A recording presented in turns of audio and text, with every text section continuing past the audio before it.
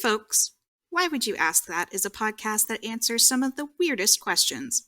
A lot of those are inappropriate for some listeners. If you're squeamish, easily disturbed, or just having a bad day, this may not be for you. But if you've got to know the answers like we do, stay tuned.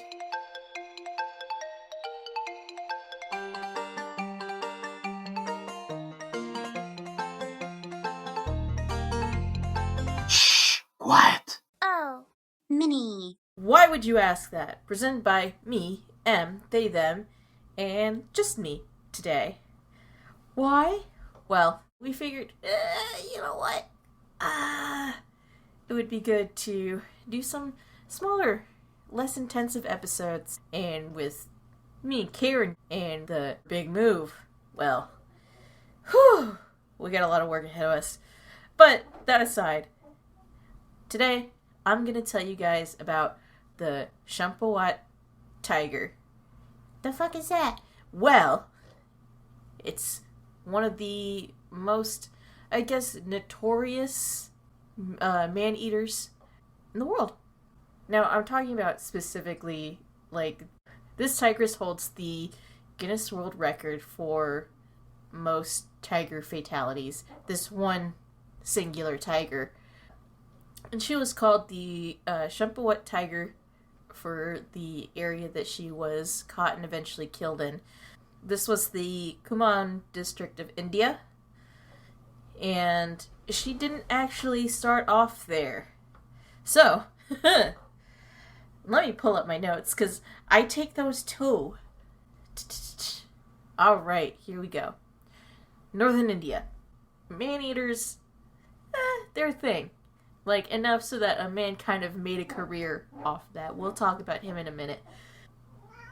Oh, hello. My own little man-eater just came to say hello. Hi, Klaus. But before we get into this, I really want to say, tigers don't generally go after people. I'm not trying to do any fear-mongering here or anything. It's not Shark Week.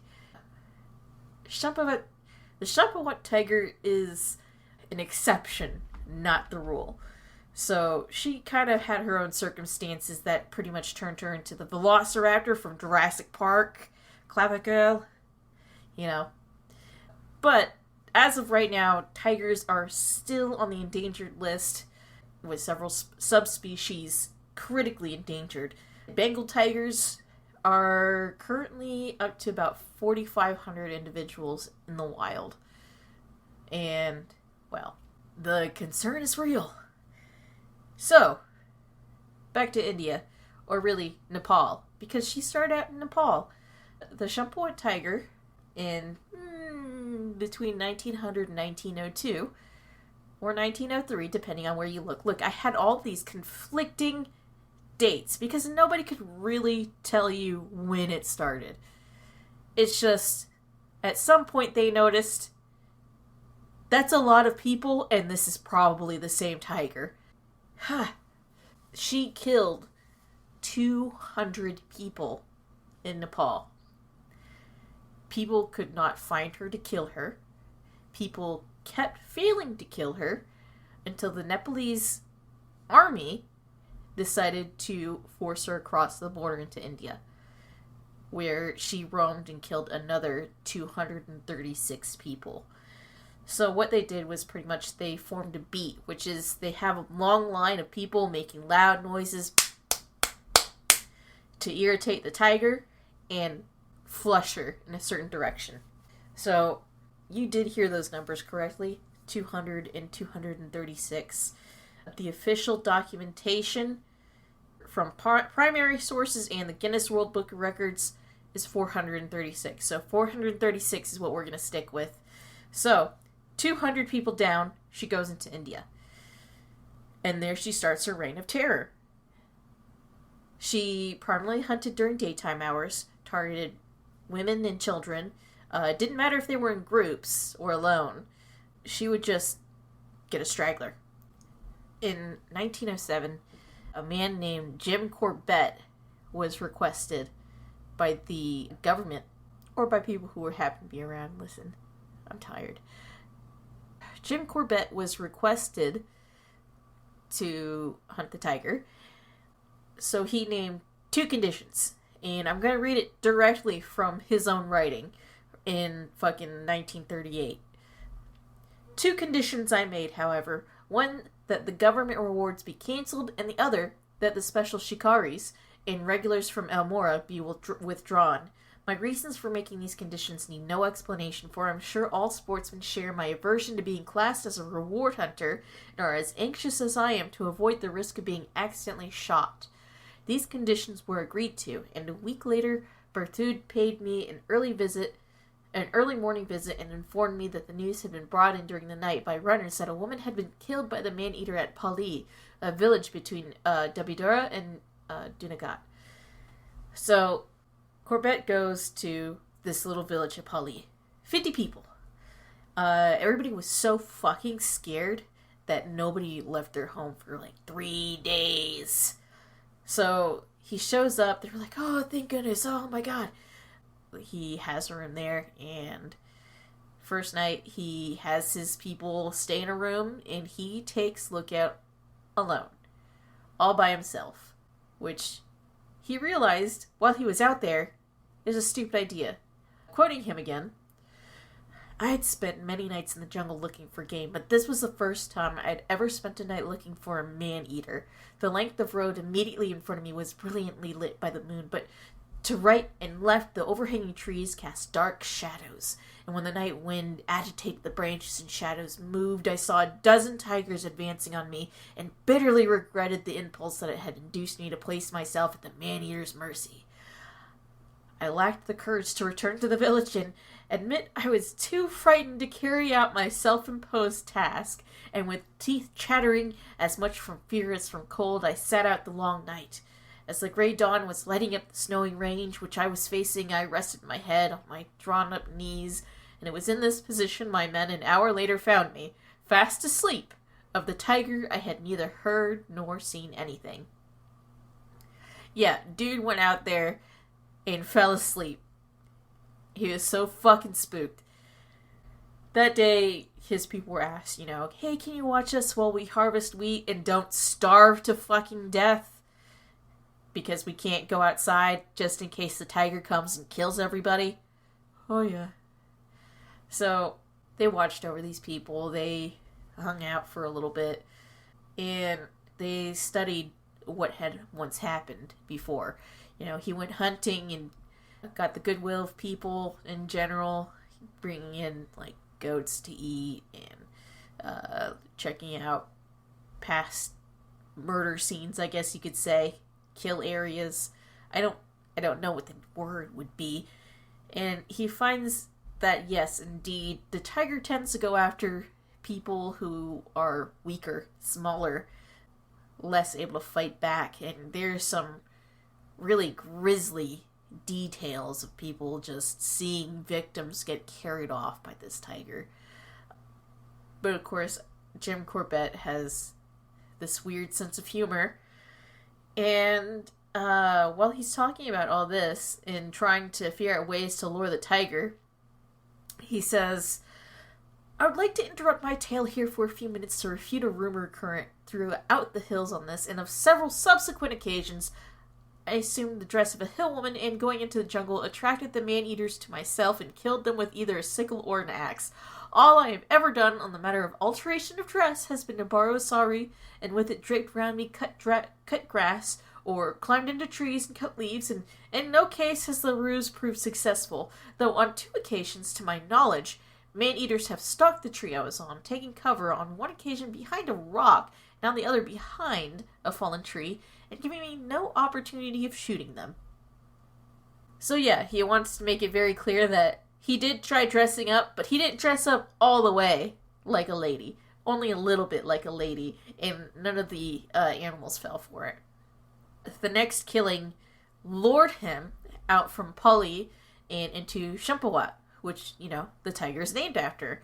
He stays in a haunted bungalow. I'm really serious. He says something about it being not the time or fucking place to talk about the stupid haunted bungalow that I wanted to know more about. It's haunted. And he just moves on immediately.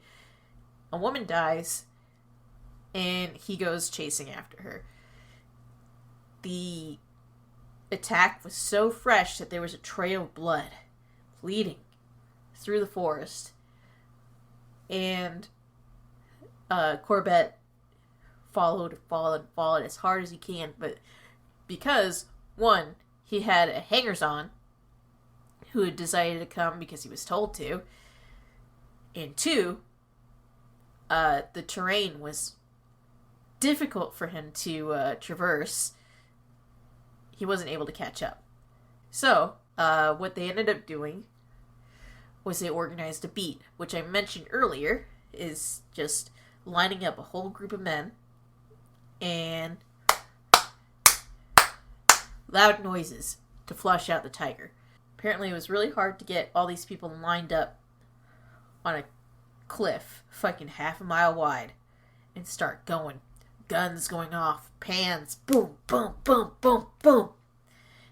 And Corbett out there hoping to get the fucking tiger. So, they chase out the tiger. He shoots. And he shoots and he shoots. Misses, hits, misses. He only manages to kind of get clear shots at her. But it's not enough to take her down. So, he runs out of bullets, gives up, and then as he meets up with somebody, he realizes he has a shot. The tiger's charging him. He borrows a gun, shoots her, hits her in the paw, and she dies. People go crazy. This is a tiger that has killed wives, mothers, sisters, sons, daughters, people. People all over the place. 436 people. Now, this is back in the early 1900s. Like, 1907, this is bigger than most villages. Like, enormous. Imagine if a tiger killed at least half of your graduating class, or the whole thing, depending on the size of your school. That's a lot of fucking people. So, obviously, people were like, let's get this tiger, let's fucking fuck her up, cut her to pieces. Well, the hunter, Corbett, it's like, whoa, calm down, everybody. And they're like, yeah, man, sorry, we just want to get revenge on the man-eating tiger. He's like, that's cool, that's fine, I get it. But on looking at the teeth of the tigress, they find she's probably been shot in the face. And not only that, but her teeth have been broken. So, Corbett later says about the phenomenon of man-eaters. Human beings are not the natural prey of tigers, and it is only when tigers have been incapacitated through wounds or old age that, in order to live, they are compelled to take to a diet of human flesh.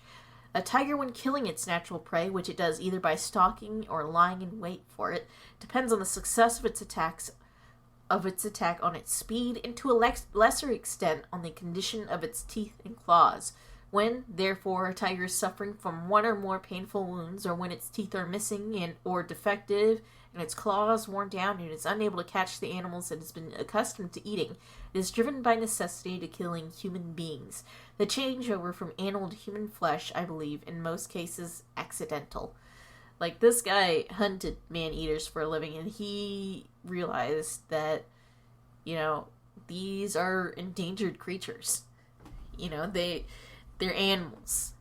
They don't go off killing people for no reason. And he really wanted to balance nature and the nature of hunting. Now, there's a lot of information about this, and it all kind of pulls from each other.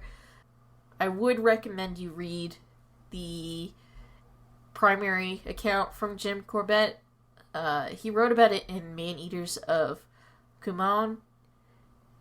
It's very straightforward. Literally, the first chapter is the Champawat Tiger. I would not recommend you read No Beast So Fierce by Dane Hucklebridge. That dude's a fucker. Seriously.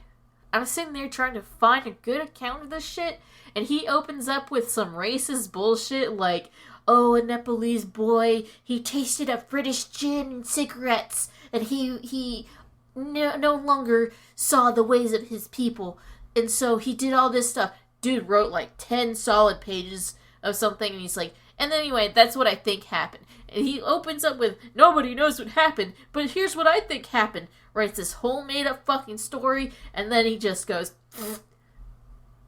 are you serious? It's a dramatization. He's making shit up. It's not nonfiction if you make up most of the book. Anyway. Go with Jim Corbett. You can actually find Maneaters of Kumaon on Internet Archives, so give that a read. He's a strong writer, even for, it being from the 1930s. Alright, thanks for listening. If you want to drop a question and get us to answer it, please email us at whywouldyouskthatpod@gmail.com, or go to our website, whywouldyouskthat.com, and go to the form and fill it out. We prioritize actual human questions instead of our own. Not to say that we're not human. Some of us are.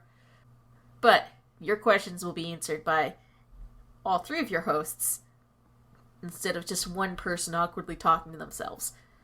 Anyway, good night, everybody.